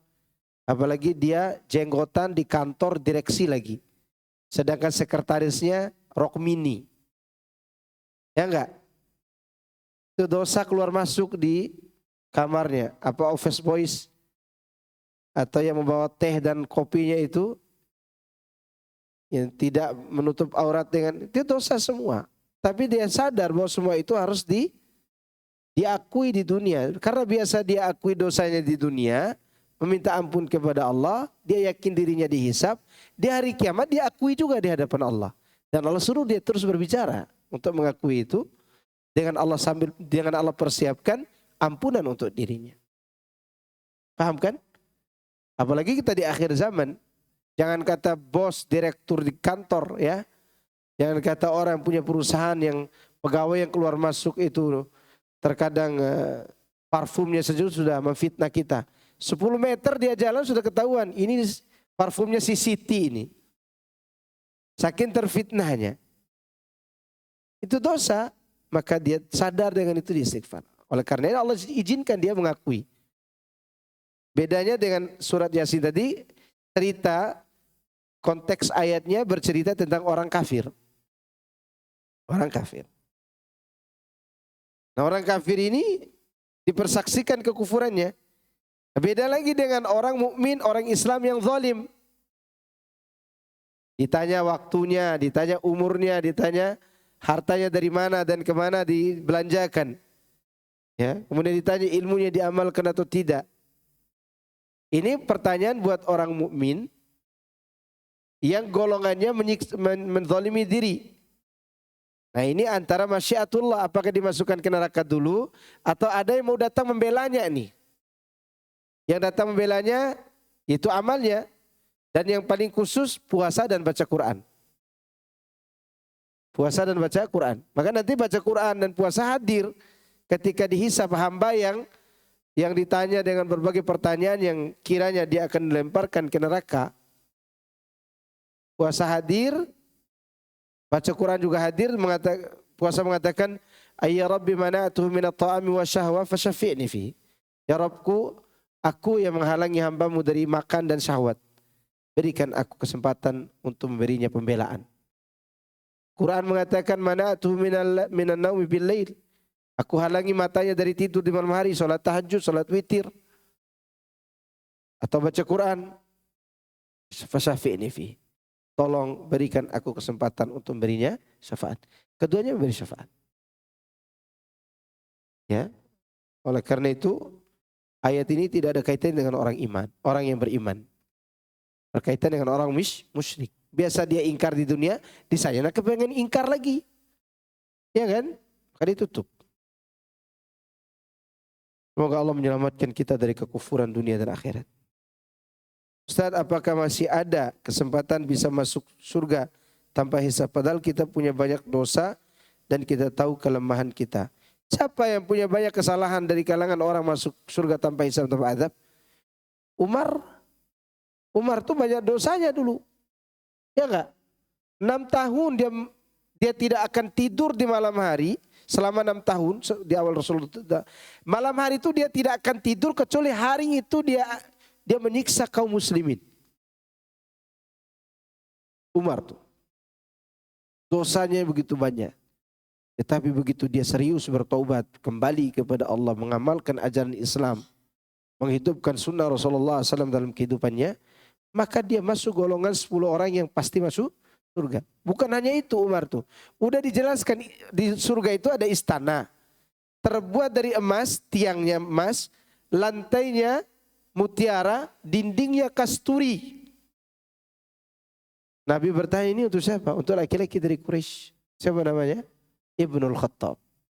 Umar bin Khattab. Banyak ada kesempatan, insya Allah punya kesempatan. Semoga Allah SWT memasukkan kita golong. Cuman ketika kita ingin masuk, usaha. Yang wajib diamalkan, yang sunnah juga diamalkan, yang mampu kita amalkan. Yang haram jauhi. Yang makruh juga dijauhi. Kalaupun jatuh pada yang haram, segera bertaubat. Apakah orang yang masuk surga tanpa hisab, tanpa azab, tidak ada dosanya? Dia tetap melakukan kesalahan. Tapi bedanya adalah orang-orang ini karena banyak kebaikannya, kesalahan-kesalahannya bisa langsung dihapus oleh kebaikannya. Selain dosa besar ya. Selain dosa besar. Apa kiranya kesalahan yang dilakukan oleh semua orang hari ini, entah orang baik dan orang buruk melakukannya? Pandangan mata dan apa yang kita dengar. Kita lagi berhenti di lampu merah, tiba-tiba ada pengamen datang dengan salonnya yang bassnya bisa membuat berdebar-debar jantung ini. Nyanyiannya kucing garong gitu kan. Itu kan nyanyian di pengamen-pengamen itu. Ya. Nyanyiannya tentang sakitnya di sini. Atau apalah gitu. Dan itu kedengaran lewat di telinga kita.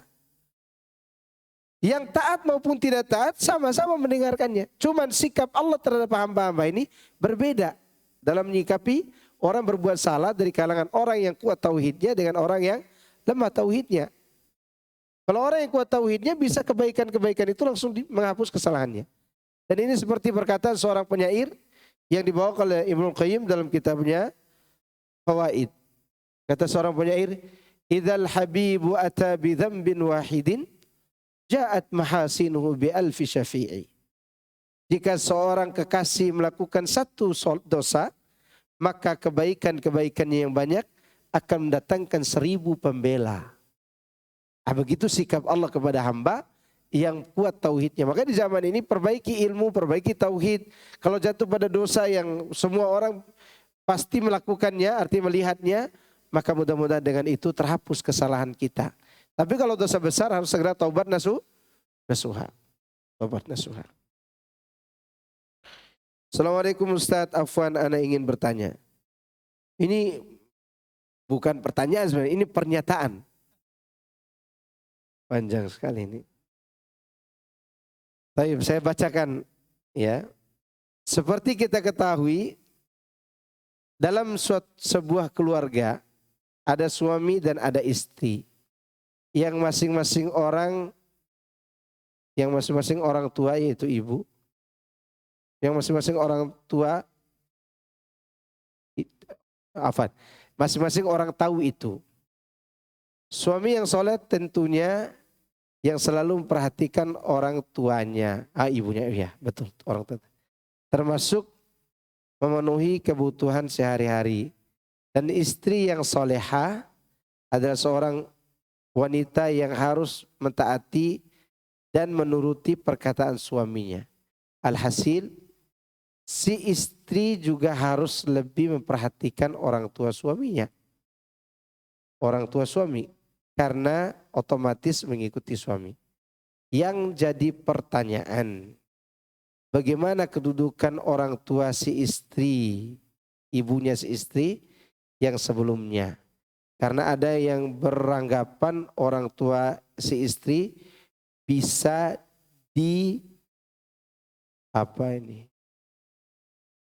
pada ibunya, bisa dituakan, di orang tuakan, dinomor duakan daripada ibunya si suami. Betulkah itu Ustadz? Mohon penjelasannya. Barakallahu fikum. Ini antara istri dan mertua. Kita harus berbicara terus terang saja.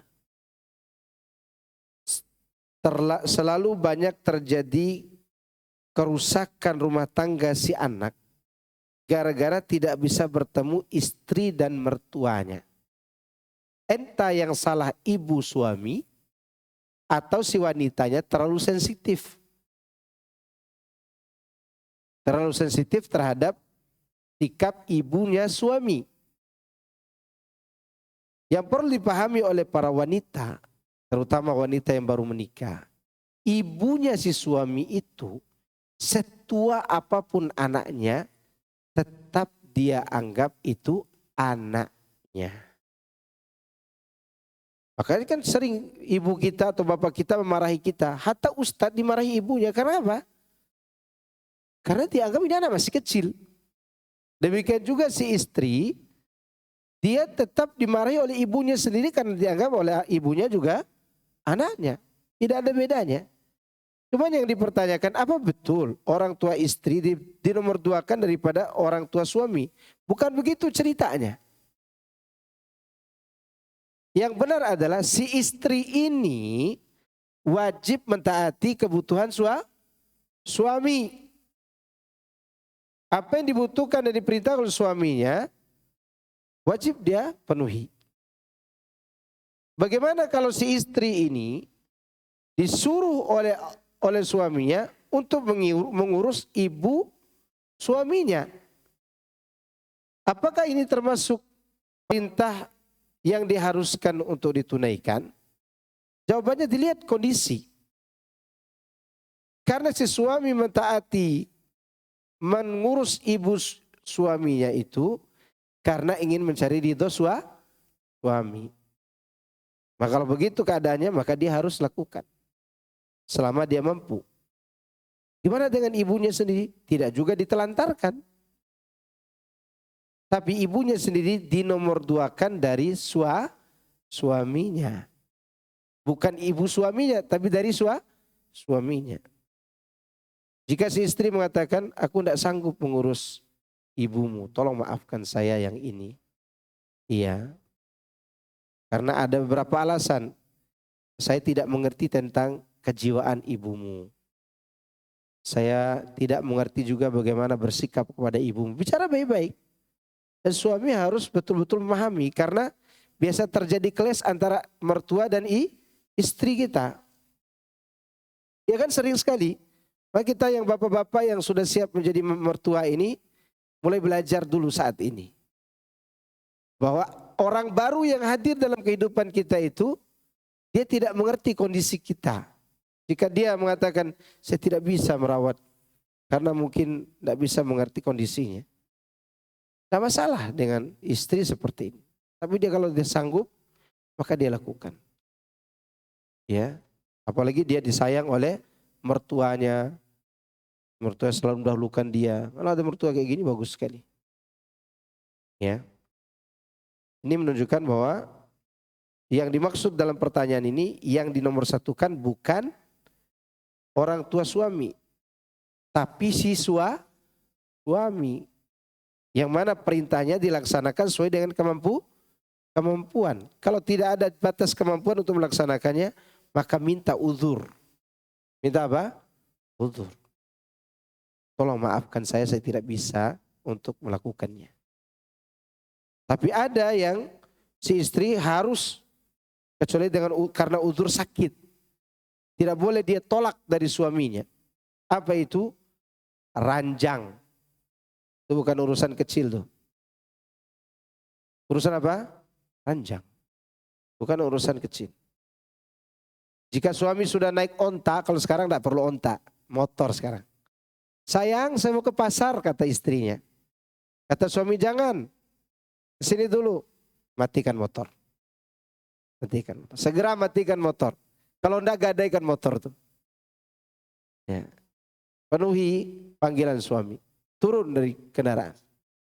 Tapi sudah nyala motornya. Matikan, kan bisa dimatikan. Demikian juga Nabi pernah menyampaikan, kalaupun ada masakan di atas tungku api, tinggalkan. Demi memenuhi kebutuhan siapa? Suami. Saya pernah ketemu bapak-bapak umur 80 tahun, prostat. Saya langsung tebak. Bapak ini kurang romantis sama istrinya dulu. Kok Ustaz tahu? Iya, karena kalau istri sering kasih, bapak enggak begini. Atau bapaknya kerja di luar kota, jauh dari istri. Mau nikah lagi tanggung gitu kan. Maka terjadilah kanker prostat itu.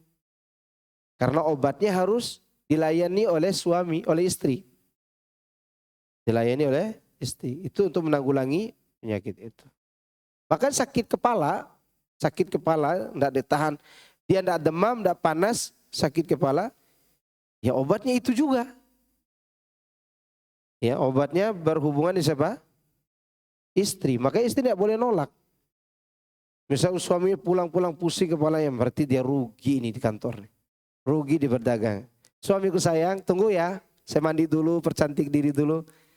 Ya, dilayani dengan baik, sembuh sakit kepalanya. Cuman tidak sembuh kantongnya. Nah, ini menunjukkan bahwa suami itu harus didahulukan. Adapun kalau ada perintah lain yang harus mentaati orang lain, itu butuh pertimbangan. Ibu tetap harus didahulukan. Tapi kalau wanita, suaminya yang didahulukan. Suami, orang tuanya yang didahulukan. Tapi ada lagi pertanyaan?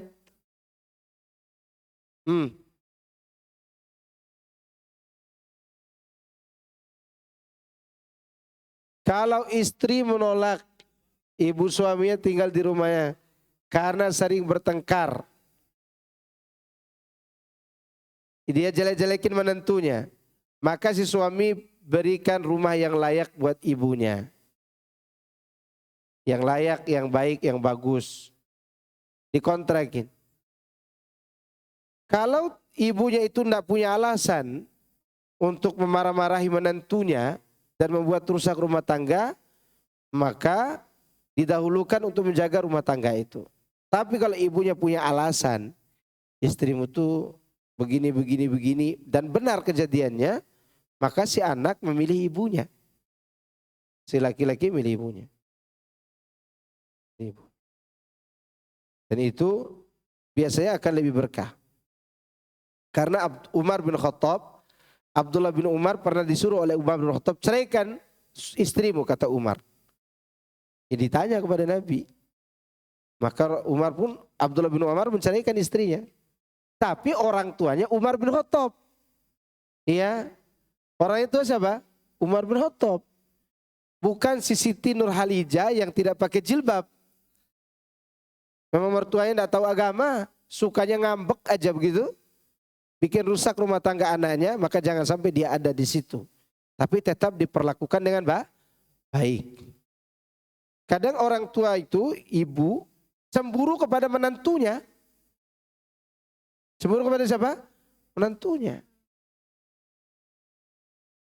Nah, si menantu tidak ngerti bagaimana sikap dan kondisi mertuanya. Maka di sini suami harus pandai membuat sebuah keadaan supaya damai semuanya. Nah, itulah kenapa si istri itu wajib mentaati suami. Karena menjadi suami itu berat. Kiranya mudah jadi suami, nggak mudah. Setelah saya jadi suami betul-betul nggak mudah. Ya. Dulu waktu saya belum jadi suami orang, mudah aja hidup ini. Makan dengan uang gaji 350.000 per 3 bulan, itu kayak punya kekayaan dunia seisinya itu. Begitu menikah punya anak ternyata untuk beli pampers tidak cukup. Ya enggak? Apalagi untuk beli makanan enak buat istri. Itu menunjukkan berat jadi seorang suami. Karena berat, banyak ilmu. Banyakin apa? Ilmu. Berusaha untuk tahu bagaimana sikap. Ilmu itu tidak harus ilmu baca kitab, baca sunnah saja. Tidak hanya itu maksudnya. Tapi pengalaman tetangga, pengalaman orang, duduk sama orang, bercerita sama orang. Tidak perlu kita yang berbicara. Suruh orang bicara. Biar kita ambil cerita hidup mereka dan apa solusinya. Dan yang terbaik kalau mau tanya tentang masalah keluarga, tanya kepada ustadz yang banyak masalah keluarganya dan dia bisa menangani keluarganya. Karena kalau tanya kepada ustadz yang adem-adem keluarganya, dia tidak pernah ketemu masalah. Ya kan? Ya.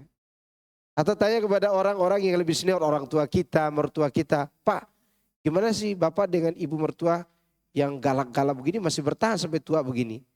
Diceritalah oleh mertua kita begini caranya, nah begini. Ini boleh, tidak apa-apa. Dia bukan membuka aib, tapi dia memberitahukan gini cara menghadapi istri yang begini dan begitu. Butuh tanya kepada yang lebih senior. Bukan hanya kepada ustadz. Kepada orang banyak masalah tapi keluarganya masih bertahan. Aneh kan? Dia punya banyak masalah tapi masih bisa bertahan. Berarti dia tahu ilmu cara menangani kesalahan itu. Ya, enaknya ustadz itu adem rumah tangganya. Kata siapa? Ya, kata siapa?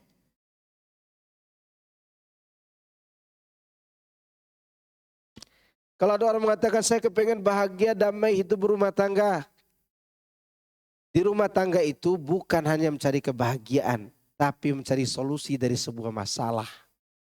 Kalau hanya bahagia aja rumah tangga itu, kapan kita dapat pahala sabar? Kapan kita dapat pahala saling menasihati? Kapan kita dapat pahala saling mengisi kekurangan? Kalau ada orang mengatakan keluarga macam apa ini, tidak pernah damai sama sekali. Ente di luar keluarga orang menyingkir dulu. Iya, ada dua orang Sumba, orang Timur bertengkar di ustadz ini, bertengkar di rumahnya. Kemudian anak ditanya oleh jemaah, ustadz, itu ustadz sering bertengkar. Ente tahu apa saya ngomong begitu? Cara bercinta orang Sunda nanya istrinya kabar, Neng, teteh, kumaha damang, gitu orang Sunda. Iya, damang. Gitu. Orang sana enggak. Hei, gimana kabar kamu? Itu kayak orang bertengkar tuh. Itu cara mereka bercinta. Cara ente dengan dia berbeda. Jangan disamakan. Walaupun betul-betul dia bertengkar di rumahnya. Gitu. Beritahu ke orang. Ada gaduh di rumah Ustadz. Nah, itu bukan gaduh. Itu cara mereka bercinta. Kan dia yang tahu. Masalahnya anaknya sudah 7. 7 itu datang dari mana? Nggak mungkin jatuh dari air terjun kemudian dia pungut. Nggak mungkin. Urusan apa dengan rumah tangga orang? Nikmati saja tetangga yang bertengkar tuh. Asal jangan datang pengadilan sama polisi ke rumahnya. Kalau udah datang dan kita RT, tangani. Jadi kalau sudah masih ranah mereka, bisa mereka berhenti dari bertengkar, dia akan mengurus sendiri. Dengan perlahan berjalan waktu dia akan perbaiki keluarganya. Masalah rusak keluarga selama ini karena ada orang ke-7, bukan ke-3 lagi. Kalau 3 bertanggung, 7. Apalagi sekarang suami istri ada masalah curhat ke Facebook, ada masalah curhat ke Instagram, ada masalah bikin status. Kapan selesai masalah? Masalah itu cuma satu caranya. Bertengkar, tidak lama kemudian dia cemburut, pegang tangannya, duduk tempat tidur. Masih ngomel juga tidur. Masih ngomel juga merem dulu. Kalau enggak mandi. Ya, mandi setelah apa? Setelah melakukan percintaan dengan suami istri. Selesai urusan. Ya enggak? Selesai. Karena gini, karena kalau kita lihat orang bertengkar, kita melihat ini masih panas dada kita. Masih terbakar, itu orang bertengkar terus. Dan suami istri di rumah itu sudah basah rambutnya karena baru mandi. Hati kita masih panas, mereka sudah mandi. Mandi ngapain? Wong mereka bukan nyangkul barusan. Mereka sudah mandi karena sudah baik urusannya. Nah, itu maka jangan banyak ikut campur urusan orang. Hatta anak kita sendiri. Ya. Hatta anak kita atau saudari kita. Alhamdulillah. Cukup ya. Subhanakallahumma wa bihamdika asyhadu an la ilaha illa anta astaghfiruka wa atubu ilaik. Wassalamualaikum warahmatullahi wabarakatuh.